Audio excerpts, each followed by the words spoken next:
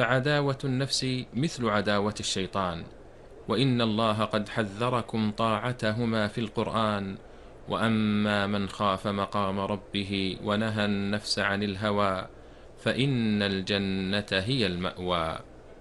معاشر المسلمين، النفس أمارة بالسوء، وهي ظلومة وجهولة، تصاب بالعجب والكبرياء والحسد والرياء والغضب والحرص والطمع والشح والبخل والخوف والجشع وغير ذلك من الأمراض، فتزكيتها إفراغها وتطهيرها من تلك الأعراض.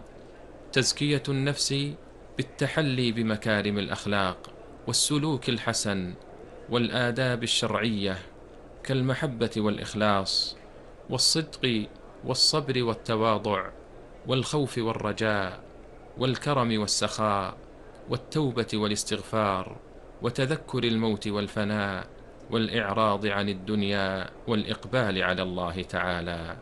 تزكية النفس بمخالفة الهوى وعدم تلبية رغباتها وفطامها عن شهواتها وملذاتها والإنكار عليها ومعاتبتها. قد أفلح من تزكى وذكر اسم ربه فصلى.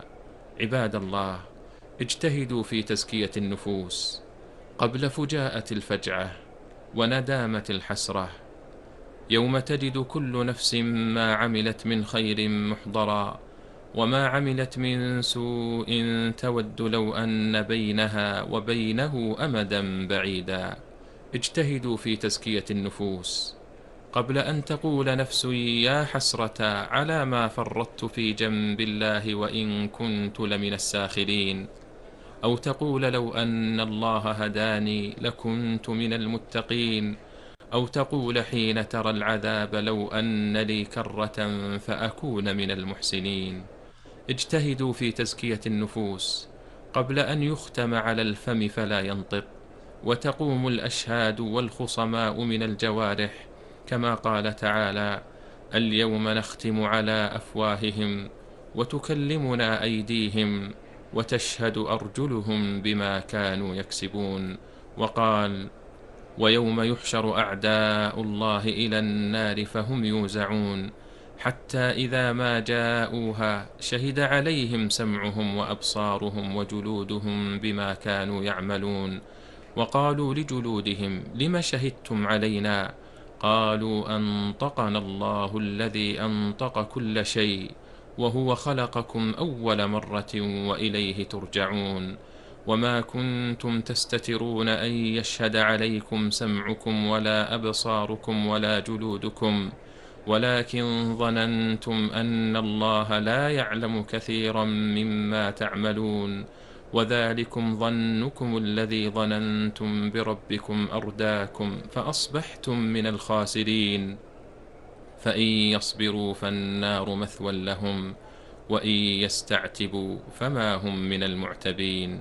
اجتهدوا في تزكية النفوس قبل يوم فيه يفر المرء من أخيه وأمه وأبيه وصاحبته وبنيه، لكل امرئ منهم يومئذ شأن يغنيه. عباد الله، الكيس من دان نفسه وحاسبها وعمل لما بعد الموت، والعاجز من أتبع نفسه هواها وتمنى على الله الأماني.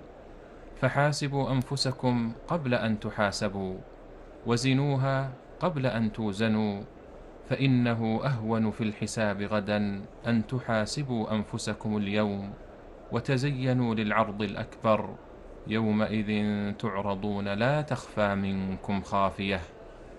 دخل عمر بن الخطاب رضي الله تعالى عنه يوما حائطا فخلا بنفسه يحاسبها، وأنس بن مالك رضي الله تعالى عنه يراقبه من حيث لا يراه، فسمعه يقول: عمر أمير المؤمنين، بخ بخ، والله بني الخطاب لتتقين الله أو ليعذبنك الله. فاتقوا الله عباد الله، واعلموا أنكم ملاقوه. اللهم آت نفوسنا تقواها وزكها، أنت خير من زكاها، اللهم إنا نسألك خشيتك في الغيب والشهادة، ونسألك كلمة الحق في الرضا والغضب، ونسألك القصد في الغنى والفقر، ونسألك نعيما لا ينفد، وقرة عين لا تنقطع، ونسألك الرضا بعد القضاء، ونسألك برد العيش بعد الموت، ونسألك لذة النظر إلى وجهك والشوق إلى لقائك في غير ضراء مضرة ولا فتنة مضلة.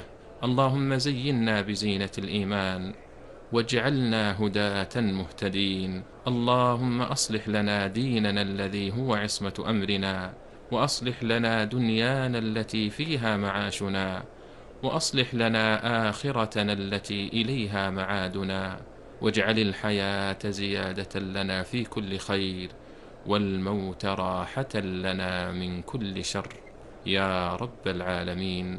وصلى الله وسلم على نبينا محمد وعلى آله وصحبه أجمعين.